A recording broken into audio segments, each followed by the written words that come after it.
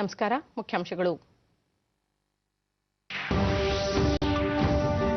ಲೋಕಸಭೆಯಲ್ಲಿ ಬ್ಯಾಂಕಿಂಗ್ ನಿಯಂತ್ರಣ ತಿದ್ದುಪಡಿ ಮಸೂದೆ ಮಂಡನೆ, ಸಹಕಾರಿ ಬ್ಯಾಂಕುಗಳ ಪರಿಣಾಮಕಾರಿ ಆಡಳಿತಕ್ಕೆ ಪೂರಕ, ನಿರ್ಮಲಾ ಸೀತಾರಾಮನ್. ಆಯುರ್ವೇದ ಕ್ಷೇತ್ರದಲ್ಲಿ ಗುಣಮಟ್ಟದ ಶಿಕ್ಷಣಕ್ಕೆ ಉತ್ತೇಜನ, ಔಷಧೀಯ ಸಸಿಗಳ ಕೃಷಿಗಾಗಿ 4,000 ಕೋಟಿ ರೂಪಾಯಿ ಯೋಜನೆ, ಡಾ ಹರ್ಷವರ್ಧನ್. ಕೃಷಿಯೇತರ ವಲಯಕ್ಕೆ 39,000 ಕೋಟಿ ರೂಪಾಯಿಗೂ ಹೆಚ್ಚಿನ ಸಾಲ, ಸಹಕಾರ ಕ್ಷೇತ್ರದ ಮೂಲಭೂತ ಸೌಕರ್ಯಗಳ ಅಭಿವೃದ್ಧಿಗೆ ಯೋಜನೆ, ಮುಖ್ಯಮಂತ್ರಿ ಬಿಎಸ್ ಯಡಿಯೂರಪ್ಪ. ರಾಜ್ಯದೆಲ್ಲೆಡೆ 2ನೇ ಸುತ್ತಿನ ಮಳೆ ಹಾನಿ ಕುರಿತು ವರದಿ ತಯಾರಿಸಲು ಅಧಿಕಾರಿಗಳಿಗೆ ಸೂಚನೆ, ವರದಿ ನಂತರ ಕೇಂದ್ರದಿಂದ ಹೆಚ್ಚಿನ ಪರಿಹಾರಕ್ಕಾಗಿ ಮನವಿ, ಆರ್ ಅಶೋಕ. ವಾರ್ತೆಗಳ ವಿವರ. ಲೋಕಸಭೆ ಕಲಾಪದಲ್ಲಿಂದು ಶೂನ್ಯ ವೇಳೆಯ ಕಲಾಪದ ನಂತರ ಹಣಕಾಸು ಸಚಿವೆ ನಿರ್ಮಲಾ ಸೀತಾರಾಮನ್ ಬ್ಯಾಂಕಿಂಗ್ ನಿಯಂತ್ರಣ ತಿದ್ದುಪಡಿ ಮಸೂದೆಯನ್ನು ಮಂಡಿಸಿ, ಈ ತಿದ್ದುಪಡಿ ವಿಧೇಯಕದಿಂದ ವಾಣಿಜ್ಯ ಬ್ಯಾಂಕುಗಳಿಗೆ ಅನ್ವಯವಾಗುವ ಹಲವು ನಿಯಮಗಳು ಸಹಕಾರಿ ಬ್ಯಾಂಕುಗಳಿಗೂ ಇನ್ನು ಮುಂದೆ ಅನ್ವಯವಾಗಲಿದ್ದು, ಇದರಿಂದ ಸಹಕಾರಿ ಬ್ಯಾಂಕುಗಳು ಪರಿಣಾಮಕಾರಿಯಾಗಿ ಆಡಳಿತ ನಡೆಸಲು ಸಹಾಯವಾಗಲಿದೆ. ಅಲ್ಲದೆ ಅವು ನೇರವಾಗಿ ಆರ್ಬಿಐ ನಿಯಂತ್ರಣಕ್ಕೆ ಒಳಪಡಲಿದೆ ಎಂದು ವಿವರಿಸಿದರು. लॉस रिपोर्ट कर रहे हैं। 105 अर्बन कोऑपरेटिव बैंक्स उनका अपना मिनिमम रेगुलेटरी कैपिटल रिक्वायरमेंट भी भरपाई नहीं कर पा रहे हैं। Meaning 105 urban cooperative banks are unable to meet even the minimum regulatory capital requirement.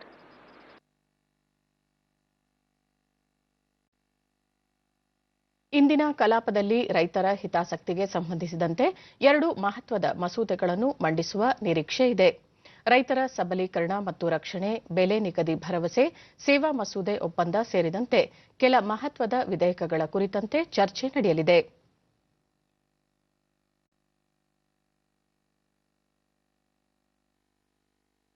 Koppal ಜಿಲ್ಲೆ ಗಂಗಾವತಿಯಿಂದ ಬಳ್ಳಾರಿ ಜಿಲ್ಲೆ ದರೋಜಿವರೆಗೆ 35 ಕಿಲೋಮೀಟರ್ ನೂತನ ಬ್ರಾಡ್ಗೇಜ್ ರೈಲು ಮಾರ್ಗ ನಿರ್ಮಾಣದ ಅಗತ್ಯ ಕುರಿತಂತೆ ಲೋಕಸಭೆಯಲ್ಲಿಂದು ಸಂಸತ್ ಸದಸ್ಯ ಸಂಗಣ್ಣ ಕರಡಿ ಗಮನ ಸೆಳೆದರು. ಶೂನ್ಯ ವೇಳೆಯಲ್ಲಿ ಮಹತ್ವದ ವಿಚಾರಗಳ ಪ್ರಸ್ತಾಪಿಸಿದ ಅವರು, ಗಂಗಾವತಿ ಅಕ್ಕಿಯ ಕಣಜವಾಗಿದೆ. ಇಲ್ಲಿ ಬೆಳೆಯಲಾಗುವ ಗುಣಮಟ್ಟದ ಅಕ್ಕಿಗೆ ವ್ಯಾಪಕ ಮಾರುಕಟ್ಟೆ ಇದೆ.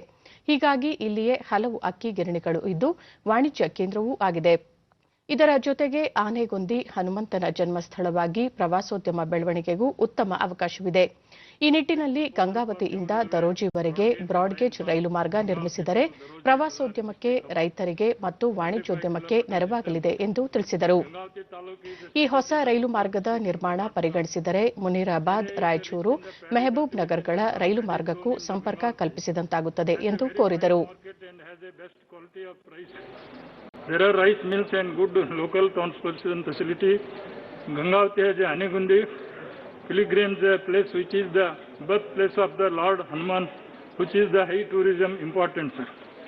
It is the request and demand of the public and farmers of Gangavati city and taluka. If a railway broad-gauge line is established, created from Gangavati to Daroji, which is about 35 kilometers distance, would be more appropriate in the interest of the public. There is the deer park in Daroji, which is in the added in the attraction for tourism. The railway line from Daroji gets connected to Ballari and Bangalore. This new railway broad gauge line will also connect to the Raichur, Mundrabad, Mehboob railway line. Bengaluru ದಕ್ಷಿಣ ಲೋಕಸಭಾ ಕ್ಷೇತ್ರದ ಸಂಸದ Tejasvi Surya ಕೇರಳದಲ್ಲಿನ communist ಸರ್ಕಾರದ ಪೊಲೀಸರು ಪ್ರಜಾಪ್ರಭುತ್ವದ ಹೋರಾಟಗಾರರ ಮೇಲೆ ಹಿಂಸಾಚಾರ ನಡೆಸುತ್ತಿದ್ದಾರೆ. ಕಣ್ಣೂರಿನಲ್ಲಿ ಪೊಲೀಸರು, ಮಹಿಳೆಯರು ಸೇರಿದಂತೆ ಪ್ರತಿಭಟನಾಕಾರರನ್ನು ಥಳಿಸಿದ್ದಾರೆ. ಇದು ಪ್ರಜಾಪ್ರಭುತ್ವ ಹತ್ತಿಕ್ಕುವ ಕ್ರಮ. ಇದನ್ನು ಸದನದ ಸದಸ್ಯರು ಖಂಡಿಸಬೇಕು ಎಂದರು. ಆದಿಶಂಕರಾಚಾರ್ಯ, ಅಯ್ಯಪ್ಪ ಮತ್ತು ನಾರಾಯಣ ಗುರುಗಳ ಪವಿತ್ರ ಭೂಮಿ ಕೇರಳದಲ್ಲಿ ಪರಿಸ್ಥಿತಿ ಹದಗೆಡಬಾರದು. ಪ್ರಜಾಪ್ರಭುತ್ವಕ್ಕಾಗಿ ಅಲ್ಲಿ ಹೋರಾಟ ನಡೆಸುತ್ತಿರುವವರೊಂದಿಗೆ ನಾವಿದ್ದೇವೆ ಎಂದರು. Communist governments in Kerala have used every public tragedy as an opportunity for personal enrichment. The Kerala government's Life Mission housing scam follows the same template as that of the Venezuelan housing scam. The communists in Kerala government seems to be masters of nepotism. Like their ideological compatriot Kim Jong-un of North Korea, who appointed his sister and close relatives to important roles in government, Kerala's communist ministers have come under severe criticism by Kerala High Court for appointing their close relatives as heads of PSU and government bodies. 3 Ayurveda ಸಂಸ್ಥೆಗಳನ್ನು ಒಂದು ಸಂಸ್ಥೆಯಲ್ಲಿ ವಿಲೀನ ಮಾಡಲು ಅವಕಾಶ ನೀಡುವ ಆಯುರ್ವೇದ ಬೋಧನೆ ಮತ್ತು ಸಂಶೋಧನಾ ಸಂಸ್ಥೆ ಮಸೂದೆ 2020ಕ್ಕೆ ರಾಜ್ಯಸಭೆ ಇಂದು ಧ್ವನಿಮತದ ಅಂಗೀಕಾರ ನೀಡಿದೆ. ಮಸೂದೆಯ ಕುರಿತಂತೆ ಚರ್ಚೆಯ ಬಳಿಕ ಉತ್ತರ ನೀಡಿದ ಕೇಂದ್ರ ಆರೋಗ್ಯ ಮತ್ತು ಕುಟುಂಬ ಕಲ್ಯಾಣ ಸಚಿವ ಡಾ ಹರ್ಷವರ್ಧನ್, ಈ ಮಸೂದೆ ಆಯುರ್ವೇದ ಕ್ಷೇತ್ರದಲ್ಲಿ ಗುಣಮಟ್ಟದ ಶಿಕ್ಷಣದ ಉತ್ತೇಜನಕ್ಕೆ ಸಹಕಾರಿಯಾಗಿದೆ ಮತ್ತು ಸಂಸ್ಥೆಗೆ ರಾಷ್ಟ್ರೀಯ ಮಹತ್ವವನ್ನು ಒದಗಿಸುತ್ತದೆ ಎಂದರು. ಆಯುರ್ವೇದ ಚಿಕಿತ್ಸಾ ಪದ್ಧತಿ ಭಾರತದ ಅತ್ಯಂತ ಪುರಾತನ ವೈದ್ಯ ಪದ್ಧತಿಯಾಗಿದ್ದು, ಇದರಲ್ಲಿ ಅದ್ಭುತವಾದ ಸಾಂಪ್ರದಾಯಿಕ ಬುದ್ಧಿಶಕ್ತಿ ಅಡಕವಾಗಿದೆ. ಭಾರತೀಯ ವೈದ್ಯ ಪದ್ಧತಿಗಳ ಅಭಿವೃದ್ಧಿಗೆ ಸರ್ಕಾರ ಒತ್ತು ನೀಡಿದ್ದು, ಆಯುಷ್ ಅಭಿಯಾನವನ್ನು ಆರಂಭಿಸಿದೆ ಎಂದು ತಿಳಿಸಿದರು. ಆತ್ಮನಿರ್ಭರ ಭಾರತ ಅಭಿಯಾನದಡಿ ಔಷಧೀಯ ಸಸ್ಯಗಳ ಕೃಷಿಗಾಗಿ 4,000 ಕೋಟಿ ರೂಪಾಯಿ ಯೋಜನೆ ರೂಪಿಸಿದೆ. ಆಯುಷ್ ವಲಯಕ್ಕೆ ಕಚ್ಚಾ ಸಾಮಗ್ರಿಯ ಪೂರೈಕೆಗೆ ಕ್ರಮ ಕೈಗೊಂಡಿದೆ. ವಿಶ್ವ ಆರೋಗ್ಯ ಸಂಸ್ಥೆ ಕೂಡ ಭಾರತೀಯ ವೈದ್ಯ ಪದ್ಧತಿಗಳ ಬಗ್ಗೆ ಮೆಚ್ಚುಗೆ ವ್ಯಕ್ತಪಡಿಸಿದ್ದು, ಮಾನ್ಯತೆ ನೀಡಿದೆ ಎಂದರು. ಆಯುರ್ವೇದದಿಂದ ಸಮಾಜಕ್ಕೆ ಆಗುವ ಒಳಿತು ಮತ್ತು ವಿಶ್ವದ ಆರೋಗ್ಯ ವ್ಯವಸ್ಥೆಯನ್ನು ಬಲಪಡಿಸುವಲ್ಲಿ ಆಯುರ್ವೇದದ ಪಾತ್ರದ ಬಗ್ಗೆ ತಮ್ಮ ಅಭಿಪ್ರಾಯ ವ್ಯಕ್ತಪಡಿಸಿ ಅದರ ಅಭಿವೃದ್ಧಿಗೆ ಸಲಹೆ ನೀಡಿದ ಸದಸ್ಯರಿಗೆ ಡಾ ಹರ್ಷವರ್ಧನ್ ಅಭಿನಂದನೆ ಸಲ್ಲಿಸಿದರು. 100% members have expressed their deep sense of appreciation for Ayurveda, its usefulness for the society, for dealing with diseases and for strengthening healthcare systems of the world. I will not like to repeat what has been said by others, but we all know that Ayurveda is a ancient most system of medicine in our country, and there is so much of traditional ancient wisdom attached to it. There is so much of description about it in the Vedic scriptures, and more particularly in the Atharvaveda, so much so that Ayurveda is sometimes called as an offshoot of Atharvaveda. Like all of you, in spite of being a doctor of modern system of medicine, I can say with utmost certainty that I am a very, very strong supporter of Ayurveda and all the Indian systems of medicine. China ಕಡೆಯಿಂದ ಕಳೆದ 6 ತಿಂಗಳುಗಳ ಅವಧಿಯಲ್ಲಿ ಯಾವುದೇ ಒಳನುಸುಳುವಿಕೆ ಪ್ರಯತ್ನ ನಡೆದಿಲ್ಲ ಎಂದು ಕೇಂದ್ರ ಸರ್ಕಾರ ರಾಜ್ಯಸಭೆಗಿಂದು ತಿಳಿಸಿದೆ. ಗೃಹ ಸಚಿವಾಲಯ ಮೇಲ್ಮನೆಗೆ ನೀಡಿರುವ ಲಿಖಿತ ಹೇಳಿಕೆಯಲ್ಲಿ, ಆದರೆ ಕಳೆದ 6 ತಿಂಗಳಲ್ಲಿ ಪಾಕಿಸ್ತಾನದ ಕಡೆಯಿಂದ 47 ಒಳನುಸುವಿಕೆ ಪ್ರಯತ್ನಗಳು ನಡೆದಿವೆ. ದೇಶದ ಗಡಿಯನ್ನು ರಕ್ಷಿಸಲು ಬಹು ಆಯಾಮದ ವಿಧಾನಗಳನ್ನು ಅಳವಡಿಸಿಕೊಳ್ಳಲಾಗಿದೆ ಎಂದು ಹೇಳಿದೆ.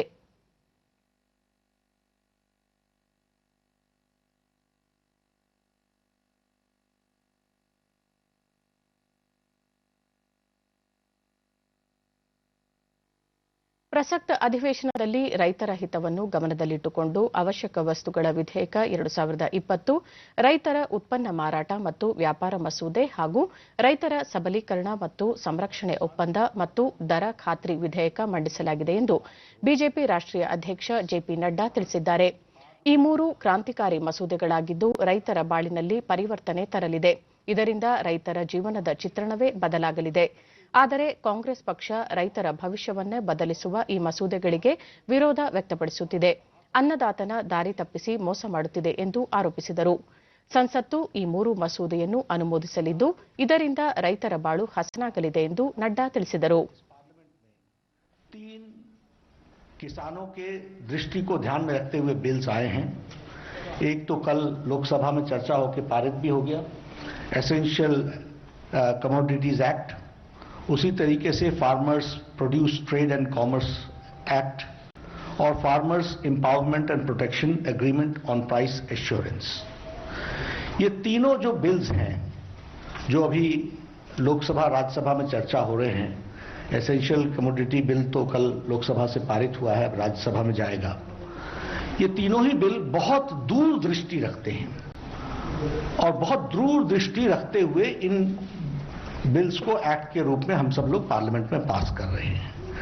यह किसानों के उत्पाद का, प्रोड्यूस का दाम बहुत तीव्र गति से आगे बढ़ाने वाले ये तीनों ही बिल रहने वाले हैं। ರಾಜ್ಯ ಸಹಕಾರ ಇಲಾಖೆ ವಿಧಾನಸೌಧದಲ್ಲಿಂದು ಆಯೋಜಿಸಿದ್ದ ಕೋವಿಡ್-19 ಹಿನ್ನೆಲೆಯಲ್ಲಿ ಕೇಂದ್ರ ಮತ್ತು ರಾಜ್ಯ ಸರ್ಕಾರದ ವಿವಿಧ ಯೋಜನೆಗಳಡಿ ಆರ್ಥಿಕ ಸ್ಪಂದನ ಕಾರ್ಯಕ್ರಮವನ್ನು ಮುಖ್ಯಮಂತ್ರಿ ಬಿಎಸ್ ಯಡಿಯೂರಪ್ಪ ಉದ್ಘಾಟಿಸಿದರು. ಉಪಮುಖ್ಯಮಂತ್ರಿಗಳಾದ ಗೋವಿಂದ ಕಾರಜೋಳ, ಡಾ ಸಿಎನ್ ಅಶ್ವತ್ಥನಾರಾಯಣ್, ಲಕ್ಷ್ಮಣ ಸವದಿ, ಸಹಕಾರ ಸಚಿವ ಎಸ್ಟಿ ಸೋಮಶೇಖರ್ ಮತ್ತಿತರರು ಉಪಸ್ಥಿತರಿದ್ದರು. ಸಹಕಾರ ಇಲಾಖೆ ಹೊರತಂದಿರುವ ಪುಸ್ತಕ ಬಿಡುಗಡೆ ಮಾಡಿದ ಮುಖ್ಯಮಂತ್ರಿ ಸಹಕಾರ ಇಲಾಖೆಯ ವಿವಿಧ ಯೋಜನೆಯ ಫಲಾನುಭವಿಗಳಿಗೆ ಚೆಕ್ ವಿತರಿಸಿದರು.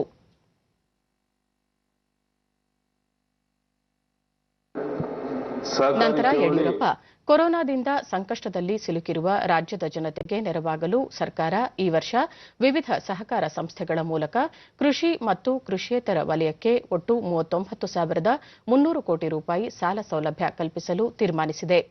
ಬೆಳೆ ಸಾಲಗಳ ಮೇಲಿನ ಬಡ್ಡಿ ಸಹಾಯಧನ ಯೋಜನೆಯಡಿ 2020-21ನೇ ಸಾಲಿನಲ್ಲಿ ಇಲ್ಲಿಯವರೆಗೆ 11,88,000 ರೈತರಿಗೆ 7,777 ಕೋಟಿ ರೂಪಾಯಿಗಳಿಗೂ ಅಧಿಕ ಮೊತ್ತದ ಸಾಲ ವಿತರಿಸಲಾಗಿದ್ದು, ಬಡ್ಡಿ ಸಹಾಯಧನಕ್ಕಾಗಿ 992 ಕೋಟಿ 50 ಲಕ್ಷ ರೂಪಾಯಿ ಆಯವ್ಯಯ ಅವಕಾಶ ಕಲ್ಪಿಸಲಾಗಿದೆ. ಈಗಾಗಲೇ 496 ಕೋಟಿ 24 ಲಕ್ಷ ರೂಪಾಯಿ ಅನುದಾನ ಬಿಡುಗಡೆ ಮಾಡಲಾಗಿದೆ ಎಂದರು.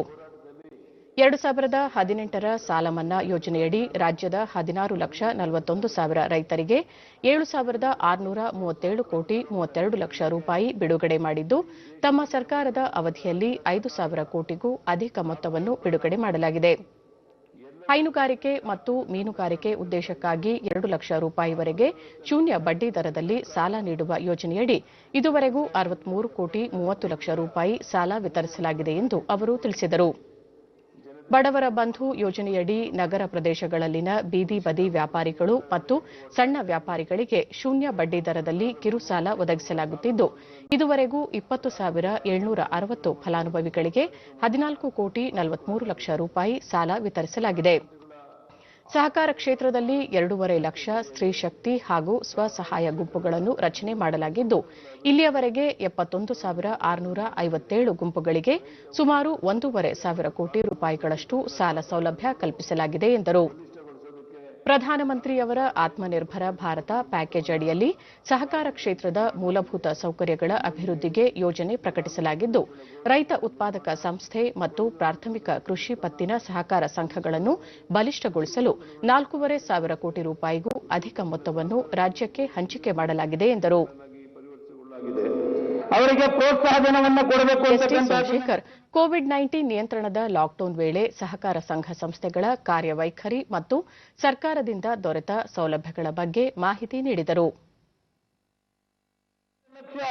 ಅನುದಾನವನ್ನ ನಮ್ಮ ಸಹಕಾರ ಇಲಾಖೆಯಲ್ಲಿ ಯಾವ ಸಹಕಾರ ಇಲಾಖೆ ಲಾಭಾಂಶದಲ್ಲಿದೆ ಅದೆಲ್ಲವನ್ನ ಕ್ರೋಢೀಕರಿಸಿ ಅವರಿಗೆ 45,605 ಆಶಾ ಕಾರ್ಯಕರ್ತರಿಗೆ 100ಕ್ಕೆ 100 ಪ್ರೋತ್ಸಾಹಧನವನ್ನು ಕೊಡ್ತಕ್ಕಂಥ ಕೆಲಸವನ್ನು ಕೂಡ ಮಾಡಿದ್ದೇವೆ. ಕಲಬುರಗಿ ಸೇರಿದಂತೆ ರಾಜ್ಯದೆಲ್ಲೆಡೆ 2ನೇ ಹಂತದಲ್ಲಿ ವ್ಯಾಪಕ ಮಳೆಯಾಗುತ್ತಿದ್ದು, ಇದರಿಂದಾಗುವ ಬೆಳೆ ಹಾನಿ ಮತ್ತು ಸಾರ್ವಜನಿಕರ ಆಸ್ತಿ ಪಾಸ್ತಿ ನಷ್ಟ ಕುರಿತಂತೆ ಸಮಗ್ರ ವರದಿ ಸಿದ್ದಪಡಿಸಲು ಅಧಿಕಾರಿಗಳಿಗೆ ಸೂಚನೆ ನೀಡಲಾಗಿದೆ. ಮೊದಲ ಹಂತದಲ್ಲಿ ಸುರಿದ ಕುಂಭದ್ರೋಣ ಮಳೆಯಿಂದಾಗಿರುವ ನಷ್ಟ ಕುರಿತು ಈಗಾಗಲೇ ಕೇಂದ್ರ ಸರ್ಕಾರಕ್ಕೆ ಪ್ರಾಥಮಿಕ ವರದಿ ಸಲ್ಲಿಸಲಾಗಿದೆ. ಅಧಿಕಾರಿಗಳು ನೀಡುವ ವರದಿಯನ್ನಾಧರಿಸಿ ಮತ್ತೊಂದು ವರದಿಯನ್ನು ಕೇಂದ್ರಕ್ಕೆ ಸಲ್ಲಿಸಿ ಹೆಚ್ಚಿನ ಪರಿಹಾರಕ್ಕಾಗಿ ಮನವಿ ಮಾಡಲಾಗುವುದು ಎಂದು ಕಂದಾಯ ಸಚಿವ ಆರ್ ಅಶೋಕ ಹೇಳಿದ್ದಾರೆ. ಕಲಬುರಗಿಯಲ್ಲಿಂದು ಅವರು ಸದ್ಯಕ್ಕೆ ರಾಜ್ಯ ಸಚಿವ ಸಂಪುಟ ವಿಸ್ತರಣೆ ಅಥವಾ ಪುನರ್ರಚನೆ ಸಾಧ್ಯತೆಗಳಿಲ್ಲ. ಮುಖ್ಯಮಂತ್ರಿ ಬಿಎಸ್ ಯಡಿಯೂರಪ್ಪ ಅವರು ದೆಹಲಿ ಭೇಟಿ ಸಂದರ್ಭದಲ್ಲಿ ನೂತನವಾಗಿ ನಿರ್ಮಿಸಲು ಉದ್ದೇಶಿಸಿರುವ ಕರ್ನಾಟಕ ಭವನಕ್ಕೆ ಅವರು ಶಂಕುಸ್ಥಾಪನೆ ನೆರವೇರಿಸಲಿದ್ದು, ರಾಜ್ಯದಲ್ಲಿ ಪ್ರವಾಹದಿಂದ ಉಂಟಾಗಿರುವ ಬೆಳೆ ಹಾಗೂ ಸಾರ್ವಜನಿಕ ಆಸ್ತಿ ಪಾಸ್ತಿ ನಷ್ಟ ಸಂಬಂಧಿಸಿದಂತೆ ಹೆಚ್ಚಿನ ಪರಿಹಾರ ಬಿಡುಗಡೆ ಮಾಡುವಂತೆ ಕೇಂದ್ರ ಸಚಿವರೊಂದಿಗೆ ಮಾತುಕತೆ ನಡೆಸುವ ಸಾಧ್ಯತೆಗಳಿವೆ ಎಂದರು.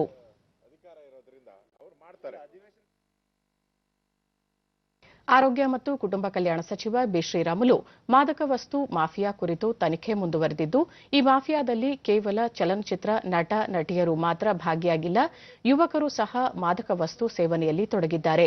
ಈ ಎಲ್ಲ ವಿಚಾರಗಳ ಕುರಿತು ತನಿಖೆ ನಡೆಯುತ್ತಿದೆ. ತಪ್ಪಿತಸ್ಥರು ಯಾರೇ ಇರಲಿ ಅಂಥವರ ವಿರುದ್ಧ ಕಠಿಣ ಕ್ರಮ ಕೈಗೊಳ್ಳಲಾಗುವುದು ಎಂದು ಹೇಳಿದರು. ವೇತನ ಪರಿಷ್ಕರಣೆ ಮತ್ತಿತರ ಬೇಡಿಕೆಗಳನ್ನು ಮುಂದಿಟ್ಟುಕೊಂಡು ಮುಷ್ಕರ ನಡೆಸಲು ಉದ್ದೇಶಿಸಿರುವ ಸರ್ಕಾರಿ ವೈದ್ಯರ ಸಂಘದ ಪದಾಧಿಕಾರಿಗಳೊಂದಿಗೆ ನಿನ್ನೆ ಮಾತುಕತೆ ನಡೆಸಿದ್ದು, ಅವರ ಎಲ್ಲಾ ಬೇಡಿಕೆಗಳನ್ನು ಈಡೇರಿಸುವ ಕುರಿತು ಪರಿಶೀಲಿಸಿ ಸೂಕ್ತ ಕ್ರಮ ಕೈಗೊಳ್ಳಲಾಗುವುದು ಎಂದು ಭರವಸೆ ನೀಡಲಾಗಿದೆ. ಸರ್ಕಾರದ ಭರವಸೆ ಹಿನ್ನೆಲೆಯಲ್ಲಿ ಮುಷ್ಕರ ಕೈಬಿಡುವ ಬಗ್ಗೆ ಶೀಘ್ರ ನಿರ್ಧಾರ ಕೈಗೊಳ್ಳುವುದಾಗಿ ವೈದ್ಯರ ಸಂಘದ ಪದಾಧಿಕಾರಿಗಳು ತಿಳಿಸಿದ್ದಾರೆ ಎಂದರು. ಕರ್ನಾಟಕ ಸಣ್ಣ ಪ್ರಮಾಣದ ಕೈಗಾರಿಕೆಗಳ ಸಂಘ ಹಾಗೂ ರಾಜ್ಯ ಮಾಲಿನ್ಯ ನಿಯಂತ್ರಣ ಮಂಡಳಿ ವತಿಯಿಂದ ಬೆಂಗಳೂರಿನಲ್ಲಿಂದು ಆಯೋಜಿಸಿದ್ದ ಸಮ್ಮತಿ ಮೇಳವನ್ನು ಅರಣ್ಯ ಮತ್ತು ಪರಿಸರ ಇಲಾಖೆ ಸಚಿವ ಆನಂದ್ ಸಿಂಗ್ ಉದ್ಘಾಟಿಸಿದರು. ಸಣ್ಣ ಕೈಗಾರಿಕೆಗಳ ಅನುಕೂಲಕ್ಕಾಗಿ ಸಮ್ಮತಿ ಸಮ್ಮೇಳನವನ್ನು ಆಯೋಜಿಸಲಾಗಿತ್ತು.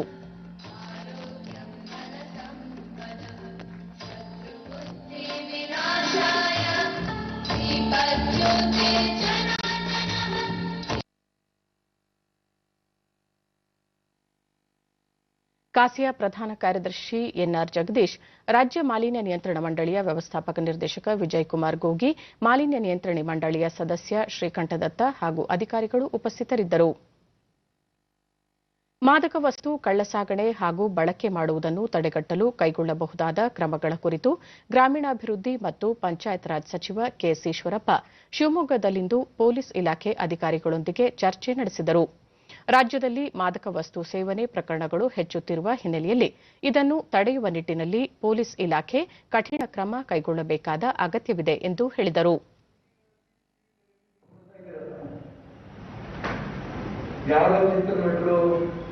ಕೆಲವು ಜೈಲು ಇರ್ಬೋದು, ಕೆಲವು ಜೈಲಿಗೆ ಹೋಗೋರು ಇರ್ಬೋದು, ಪ್ರಶ್ನೆ ಬೇರೆ. ಯಾವುದೇ ಜೈಲಿಗೆ ಕಲಿಸದ ಉದ್ದೇಶ ಈ ಸಭೆ ಅಲ್ಲ. ಪೊಲೀಸ್ ಅಧಿಕಾರಿಗಳಿದ್ದೀವಿ, ವಿದ್ಯಾಸಂಸ್ಥೆ ಪ್ರಮುಖರಿದ್ವಿ, ಬೇರೆ ಬೇರೆ ಇಲಾಖೆ ಪ್ರಮುಖರಿದ್ವಿ. ಇವತ್ತು ನಾವು ತಗೊಂಡಂತ ತೀರ್ಮಾನ ಸ್ವಂತ ನನ್ನ ಮಗ, ಸ್ವಂತ ನನ್ನ ಮಗಳು, ಅಣ್ತಮ್ಮಂದು ಗಾಂಜಾ ಸೇವನೆ ಮಾಡ್ತಾ ಇದ್ರೆ, ಡ್ರಗ್ಸ್ ತಗೊಂಡ್ರೆ ಎಷ್ಟು ನಮಗೆ ನೋವಾಗುತ್ತಲ್ಲ,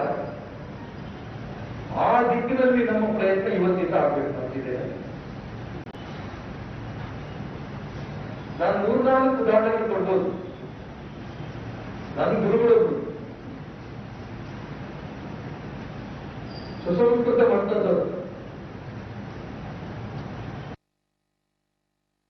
ಮುಂಬರುವ ತುಮಕೂರು ಜಿಲ್ಲೆಯ ಶಿರಾ ವಿಧಾನಸಭಾ ಕ್ಷೇತ್ರದ ಉಪಚುನಾವಣೆ ಕುರಿತು ಕೆಪಿಸಿಸಿ ಅಧ್ಯಕ್ಷ ಡಿಕೆ ಶಿವಕುಮಾರ್ ನೇತೃತ್ವದಲ್ಲಿ ಬೆಂಗಳೂರಿನಲ್ಲಿಂದು ಪಕ್ಷದ ಮುಖಂಡರು, ಜಿಲ್ಲೆಯ ಜನಪ್ರತಿನಿಧಿಗಳೊಂದಿಗೆ ಸಮಾಲೋಚನಾ ಸಭೆ ನಡೆಯಿತು. ವಿಧಾನಸಭೆ ವಿರೋಧ ಪಕ್ಷದ ನಾಯಕ ಸಿದ್ದರಾಮಯ್ಯ, ಕೆಪಿಸಿಸಿ ಕಾರ್ಯಾಧ್ಯಕ್ಷ ಸಲೀಂ ಅಹ್ಮದ್, ಮುಖಂಡರಾದ ಡಾ ಜಿ ಪರಮೇಶ್ವರ್ ಮತ್ತು ಟಿಬಿ ಜಯಚಂದ್ರ, ಎಸ್ಪಿ ಮುದ್ದಹನುಮೇಗೌಡ ಮತ್ತು ಬಿಎನ್ ಚಂದ್ರಪ್ಪ, ಕೆಎನ್ ರಾಜಣ್ಣ, ರಫೀಕ್ ಅಹ್ಮದ್, ಷಡಕ್ಷರಿ ಮತ್ತಿತರರು ಉಪಸ್ಥಿತರಿದ್ದರು. ನಂತರ ಡಿಕೆ ಶಿವಕುಮಾರ್, ಸದ್ಯದಲ್ಲೇ ನಡೆಯಲಿರುವ ಶಿರಾ ವಿಧಾನಸಭಾ ಕ್ಷೇತ್ರದ ಉಪಚುನಾವಣೆಗೆ ಕಾಂಗ್ರೆಸ್ ಅಭ್ಯರ್ಥಿಯಾಗಿ ಮಾಜಿ ಸಚಿವ ಟಿಬಿ ಜಯಚಂದ್ರ ಅವರನ್ನು ಕಣಕ್ಕಿಳಿಸಲು ತೀರ್ಮಾನಿಸಲಾಗಿದ್ದು, ಅವರ ಹೆಸರನ್ನು ಪಕ್ಷದ ವರಿಷ್ಠರಿಗೆ ಶಿಫಾರಸು ಮಾಡುವುದಾಗಿ ತಿಳಿಸಿದರು. ಡಾ ಜಿ ಪರಮೇಶ್ವರ್ ಅವರ ನೇತೃತ್ವದಲ್ಲಿ ಉಪಚುನಾವಣೆಯನ್ನು ಎದುರಿಸಲು ತೀರ್ಮಾನಿಸಿದ್ದು, ಇಂದಿನಿಂದಲೇ ಚುನಾವಣಾ ಪ್ರಚಾರ ಕಾರ್ಯ ಆರಂಭಿಸಲಾಗುವುದು ಎಂದು ಹೇಳಿದರು. ಬೆಂಗಳೂರು ಅಂಚೆ ಇಲಾಖೆಯಿಂದ ವಿಶ್ವ ಓಝೋನ್ ದಿನ 2020 ಅಂಗವಾಗಿ ವಿಶೇಷ ಅಂಚೆ ಲಕೋಟೆ ಬಿಡುಗಡೆ ಕಾರ್ಯಕ್ರಮವನ್ನು ಇಂದು ಆಯೋಜಿಸಲಾಗಿತ್ತು. ಅರಣ್ಯ ಹಾಗೂ ಪರಿಸರ ವಿಜ್ಞಾನ ಸಚಿವ ಆನಂದ್ ಸಿಂಗ್ ವಿಶೇಷ ಅಂಚೆ ಲಕೋಟೆಯನ್ನು ಬಿಡುಗಡೆ ಮಾಡಿದರು.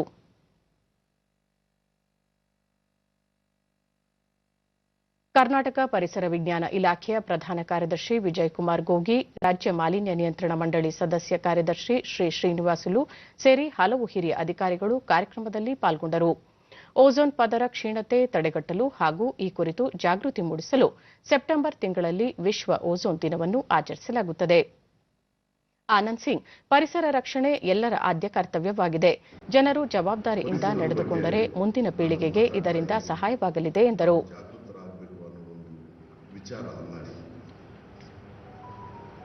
ನಾವು ಇಲಾಖೆಗೆ ಸಂಬಂಧಪಟ್ಟಿರಲಿ ಇಲ್ಲ ಸಾಮಾನ್ಯ ವ್ಯಕ್ತಿಯಾಗಿರಲಿ, ಇವತ್ತು ಪರಿಸರವನ್ನು ಉಳಿಸೋದನ್ನ ಪ್ರತಿಯೊಬ್ಬ ನಾಗರಿಕರನ್ನ ಒಂದು ಆದ್ಯ ಕರ್ತವ್ಯ ಆಗಿದೆ. ಇವತ್ತಿನ ದಿನ ಶ್ರೀನಿವಾಸುಲು ಇತ್ತೀಚೆಗೆ ಓಝೋನ್ ಪದರ ಹೆಚ್ಚಾಗಿ ಕ್ಷೀಣಿಸುತ್ತಿದ್ದು ಇದರಿಂದ ಆರೋಗ್ಯದ ಮೇಲೆ ದುಷ್ಪರಿಣಾಮ ಬೀರಲಿದೆ ಎಂದರು. ನಿಮ್ಮೆಲ್ಲರಿಗೂ ಆಶ್ಚರ್ಯ ಆಗಬಹುದು. Ozone for life, there is no other better message than anybody can coin, especially for 2020, because today what is threatened is life itself. The very symbol that we all are sitting here and then with our mask covered our face.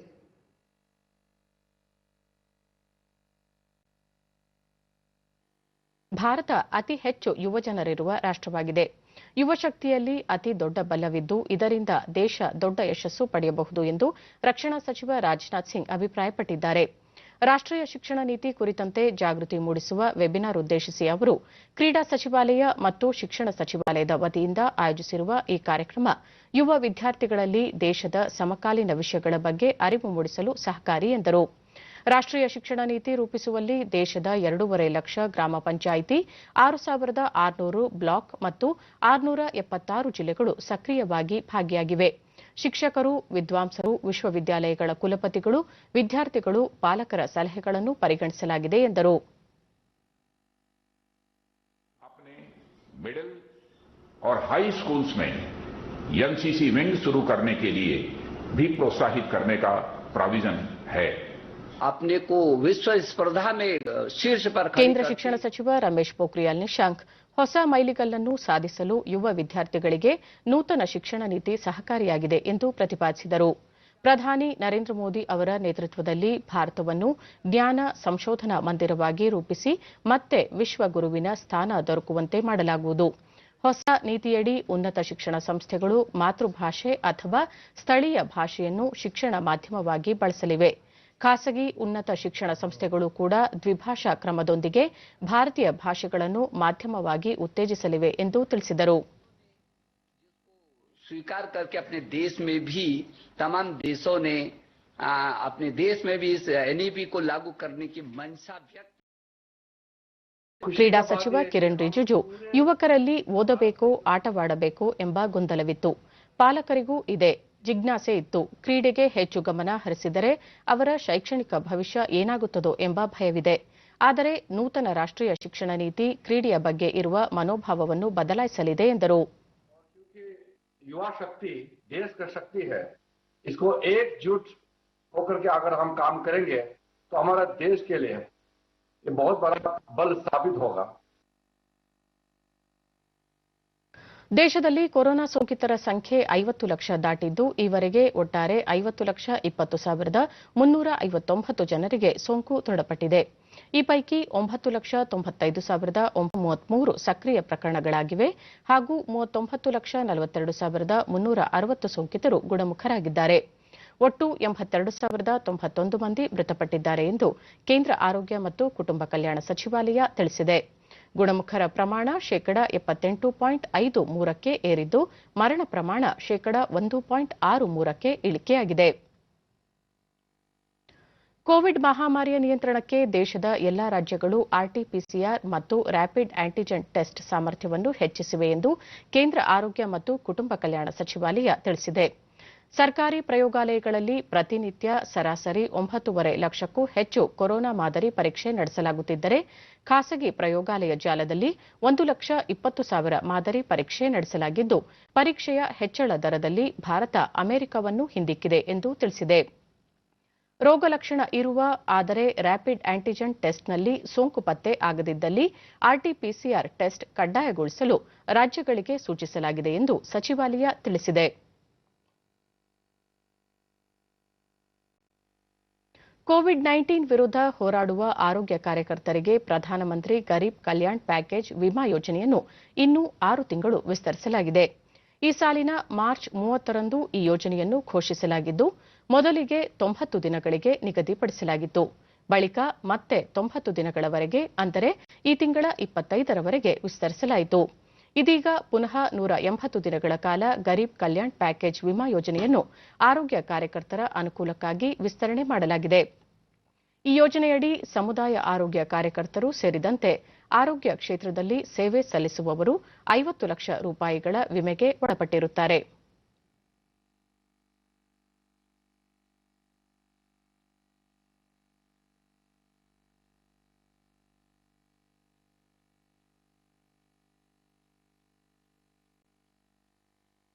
Yoshihide Suga ಅವರಿಂದು ಜಪಾನ್ನ ನೂತನ ಪ್ರಧಾನಮಂತ್ರಿಯಾಗಿ ಸಂಸದೀಯ ಮತದಾನದಲ್ಲಿ ವಿದ್ಯುಕ್ತವಾಗಿ ಆಯ್ಕೆಯಾಗಿದ್ದಾರೆ.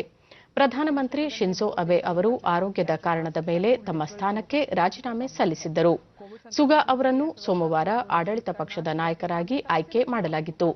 Suga ಅವರು Shinzo Abe ಅವರ ಸರ್ಕಾರದಲ್ಲಿ ಮುಖ್ಯ ಸಂಪುಟ ಕಾರ್ಯದರ್ಶಿಯಾಗಿ ಕಾರ್ಯನಿರ್ವಹಿಸುತ್ತಿದ್ದರು. ಪ್ರಧಾನಿ ನರೇಂದ್ರ ಮೋದಿ ಅವರು ಟ್ವೀಟ್ ಮೂಲಕ ಜಪಾನ್ ಪ್ರಧಾನಮಂತ್ರಿಯಾಗಿ ನಿಯುಕ್ತಿಗೊಂಡಿರುವ ಯೋಶಿಹಿಡೆ ಸುಗಾ ಅವರಿಗೆ ಹಾರ್ದಿಕ ಶುಭಾಶಯ ಸಲ್ಲಿಸಿದ್ದಾರೆ. ಸಂಯುಕ್ತ ಸ್ವರೂಪದಲ್ಲಿ ವಿಶೇಷ ವ್ಯೂಹಾತ್ಮಕ ಬಾಂಧವ್ಯ ಹಾಗೂ ಜಾಗತಿಕ ಸಹಯೋಗವನ್ನು ಹೊಸ ಎತ್ತರಕ್ಕೆ ಕೊಂಡೊಯ್ಯಲು ಶ್ರಮಿಸುವುದಾಗಿ ಪ್ರಧಾನಿ ತಿಳಿಸಿದ್ದಾರೆ. ಭಾರತೀಯ ಶಾಸ್ತ್ರೀಯ ನೃತ್ಯ, ಕಲೆ, ವಾಸ್ತುಶಿಲ್ಪ ಮತ್ತು ಕಲಾ ಇತಿಹಾಸದ ಹೆಸರಾಂತ ವಿದೂಷಿ ಡಾ ಕಪಿಲಾ ವಾತ್ಸಾಯನ ಇಂದು ಬೆಳಗ್ಗೆ ನಿಧನ ಹೊಂದಿದರು. ಸಂಸತ್ತಿನ ಮಾಜಿ ಸದಸ್ಯರೂ ಆಗಿದ್ದ ಡಾ ಕಪಿಲಾ ಕೇಂದ್ರ ಶಿಕ್ಷಣ ಸಚಿವಾಲಯದ ಕಾರ್ಯದರ್ಶಿಯಾಗಿ ಉನ್ನತ ಶಿಕ್ಷಣದ ಹಲವು ರಾಷ್ಟ್ರೀಯ ಸಂಸ್ಥೆಗಳ ಸ್ಥಾಪನೆಯಲ್ಲಿ ಪ್ರಮುಖ ಪಾತ್ರ ವಹಿಸಿದ್ದರು. ಇಂದಿರಾ ಗಾಂಧಿ ರಾಷ್ಟ್ರೀಯ ಕಲಾ ಕೇಂದ್ರದ ಸ್ಥಾಪಕ ನಿರ್ದೇಶಕರಾಗಿ ಹಾಗೂ ಭಾರತ ಅಂತಾರಾಷ್ಟ್ರೀಯ ಸಂಸ್ಥೆ ಐಐಸಿಯ ಅಧ್ಯಕ್ಷರಾಗಿಯೂ ಅವರು ಸೇವೆ ಸಲ್ಲಿಸಿದ್ದರು. ಉಡುಪಿ ಜಿಲ್ಲೆ ಕುಂದಾಪುರ ತಾಲೂಕಿನ ಯುವ ಮೆರಿಡಿಯನ್ ಅಮ್ಯೂಸ್ಮೆಂಟ್ ಪಾರ್ಕ್ ಸಂಸ್ಥೆಯು ಲಾಕ್ಡೌನ್ ಸಮಯದಲ್ಲಿ ನೌಕರರಿಗೆ ವೇತನ, ವಸತಿ ನೀಡಿ ಅವರುಗಳನ್ನು ಹೈನುಗಾರಿಕೆ, ಪ್ರಾಣಿ ಪಕ್ಷಿಗಳ ಸಂರಕ್ಷಣೆ, ಕೃಷಿ ಚಟುವಟಿಕೆಗಳಲ್ಲಿ ಪರ್ಯಾಯ ಉದ್ಯೋಗ ನೀಡಿ ಜೀವನ ನಿರ್ವಹಣೆ ಕಷ್ಟಕರವಾಗದಂತೆ ಸಹಕಾರಿಯಾಗಿದೆ. 20 ಎಕರೆ ಭೂಮಿಯಲ್ಲಿ ಅಡಿಕೆ, ತೆಂಗು, ವಿವಿಧ ತಳಿಗಳ ಹಸು ಸಾಕಣೆ ಹಾಗೂ ಪಕ್ಷಿಗಳನ್ನು ಸಾಕುವ ಮೂಲಕ ಲಾಕ್ಡೌನ್ ಸಮಯದಲ್ಲಿ ವಿಭಿನ್ನವಾಗಿ ಸಂಸ್ಥೆಯು ತೊಡಗಿಸಿಕೊಂಡು ಇತರರಿಗೆ ಮಾದರಿಯಾಗಿದೆ.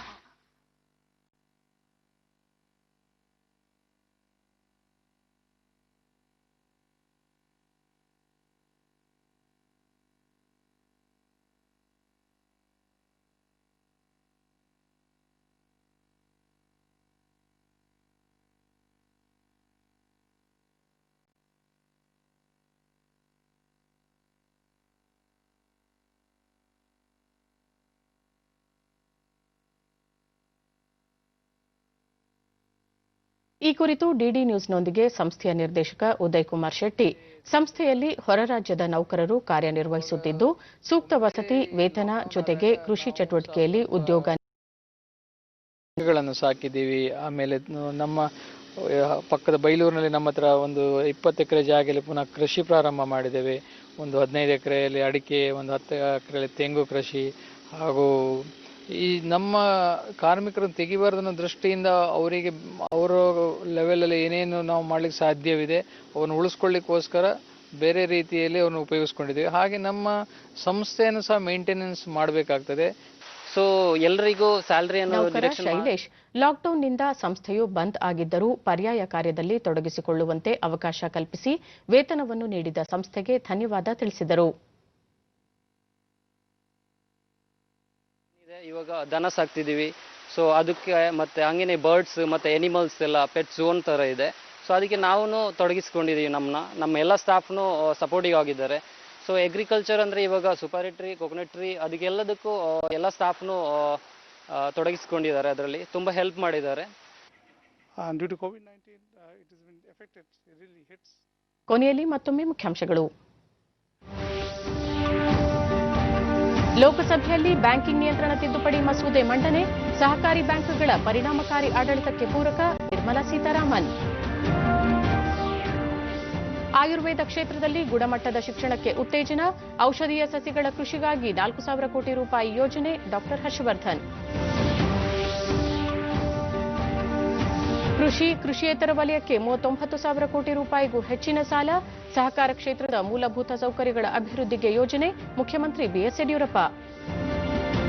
ರಾಜ್ಯದೆಲ್ಲೆಡೆ 2ನೇ ಸುತ್ತಿನ ಮಳೆ ಹಾನಿ ಕುರಿತು ವರದಿ ತಯಾರಿಸಲು ಅಧಿಕಾರಿಗಳಿಗೆ ಸೂಚನೆ, ವರದಿ ನಂತರ ಕೇಂದ್ರದಿಂದ ಹೆಚ್ಚಿನ ಪರಿಹಾರಕ್ಕಾಗಿ ಮನವಿ, ಆರ್ ಅಶೋಕ. ನಮ್ಮ ಮುಂದಿನ ವಾರ್ತಾ ಪ್ರಸಾರ ಸಂಜೆ 7 ಗಂಟೆಗೆ ಚಂದನದಲ್ಲಿ. ನಮಸ್ಕಾರ.